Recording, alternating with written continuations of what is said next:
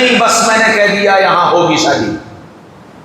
ہاں بعض گھرانوں میں یہ بھی ہوتا ہے کہ باپ نے یہ کہہ دیا کہ صاحب بس یہاں رشتہ ہوگا، ماں نے یہ کہہ دیا بس یہاں رشتہ ہوگا. اب وہ لڑکے کی مرضی ہو یا نہ ہو، لڑکی کی مرضی ہو یا نہ ہو، شریعت کا حکم یہ ہے لڑکے اور لڑکی کی مرضی معلوم کرو. اچھا چونکہ ماں باپ کی زندگی میں خود دین نہیں ہوتا تو پھر اب بچوں کا دین انہیں سمجھ میں ہی نہیں آتا. ماحول کی وجہ سے، اچھے لوگوں کے درمیان بیٹھنے کی وجہ سے بچوں کی زندگی میں دین آ گیا اور ماں باپ کی زندگی میں دین نہیں آیا، تو اب ماں باپ کو بچوں کا دین سمجھ میں نہیں آتا. دسیوں واقعات، لڑکا یہ کہہ رہا ہے کہ جی شادی سنت طریقے پر کریں گے، لڑکا یہ کہہ رہا ہے کہ جی ہم اپنے بہو کو بیوی کو پردہ کرائیں گے، تو ماں باپ کیا کہتے ہیں؟ ملا بننے کو خالی تم ہی رہ گئے ہو، سارے ملا مر گئے اور ابھی سے کیا ضرورت ہے ملا بننے، اور تم جیسے بن جاؤ گے تو تم سے کوئی شادی نہیں کرے گا، تمہیں کوئی لڑکی نہیں دے گا، یہ ماں باپ کہتے ہیں. تو اب اس لڑکے کے لیے یا اس لڑکی کے لیے دین پر چلنا کتنا مشکل. ایک گھرانے میں اللہ نے بچی کی زندگی میں دین دیا، بہت نیک بچی، ماں باپ نے اس کی شادی پیسے کی بنیاد پر کر دی. وہ لڑکی رخصت ہو کر چلی گئی. اب وہ لڑکا تو بس دنیا میں مگن، دنیا کی محبت، دنیا دنیا دنیا دنیا، اور یہ لڑکی بڑی سنت کی پابند.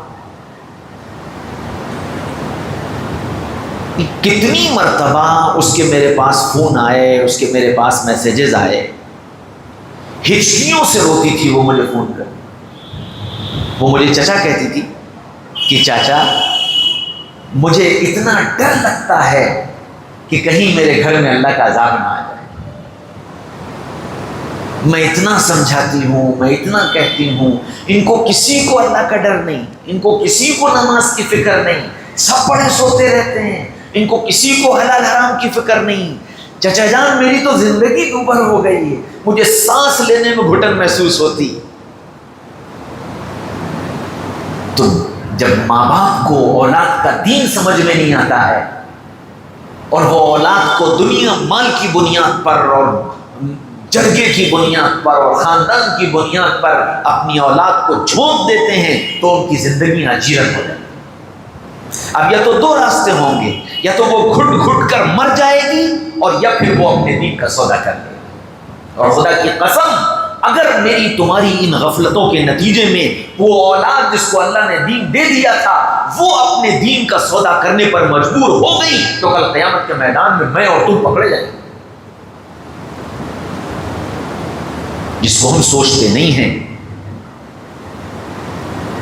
اور بالکل یہی حال لڑکوں میں ہے کہ لڑکا دیندار ہے، لڑکا سنت شریعت کا پابند ہے، لڑکے کی زندگی میں اللہ نے تقویٰ اور توکل دے دیا ہے اور وہ اللہ سے تعلق رکھنے والا ہے، اور اب اس کی شادی کا مرحلہ آیا اور وہ شادی کے لیے بتا بھی رہا ہے، کہہ بھی رہا ہے، لیکن ہماری نگاہ میں وہ پیسہ ہے اور خاندان ہے اور حسن و جمال ہے، اور اس بنیاد پر ہم نے اس لڑکے کو وہاں جھونک دیا.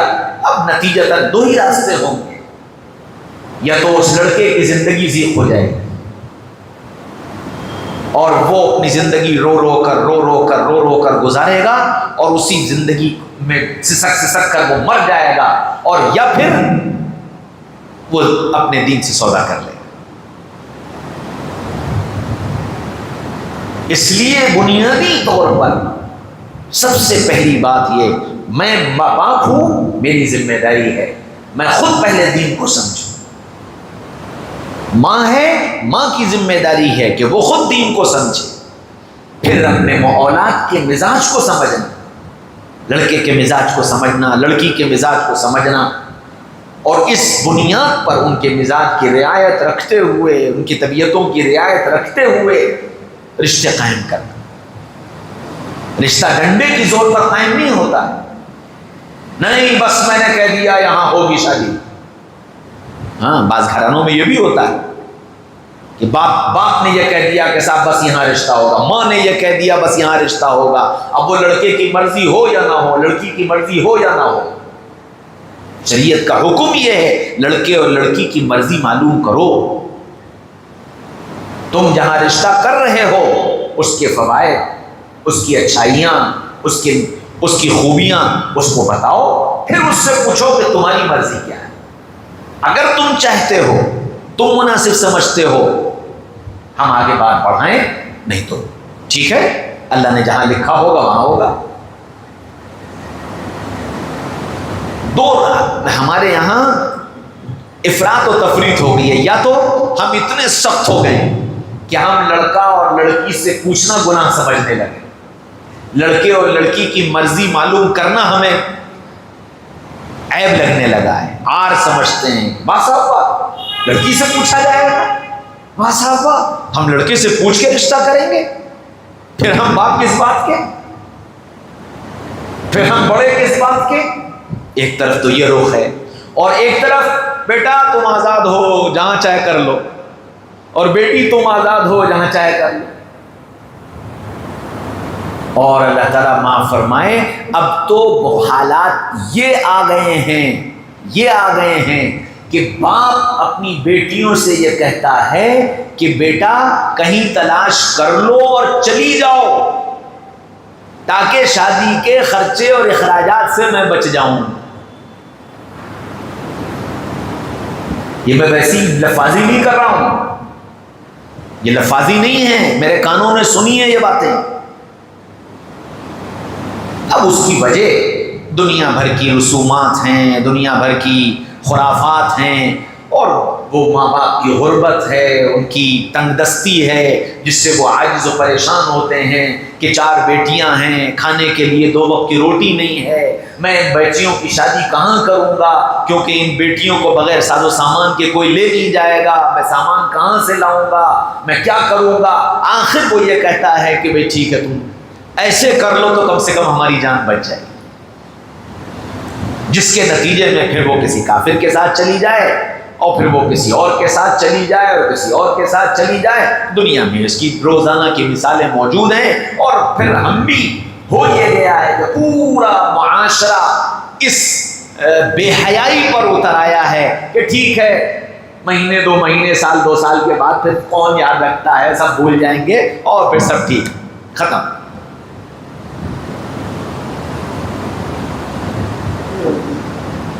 میرے بھائیوں، دوستوں، عزیز و بزرگوں، اس لیے اللہ کے نبی صلی اللہ علیہ وسلم نے جو ہم کو دین دیا ہے نا، وہ خالی نماز والا نہیں دیا، خالی داڑھی ٹوپی والا نہیں دیا، خالی برقع پہن لینے والا دین نہیں دیا، ہم کو دین کا ایک مکمل نظام دیا کہ ساری چیزوں کو سوچو، سوچ کر کے قدم اٹھاؤ۔ کیسے اٹھاؤ یہ اللہ کے نبی نے بتا دیا۔ دین کا حال دیکھو، جہاں جاؤ پہلے دین کا حال دیکھو کہ دین کا حال کیا،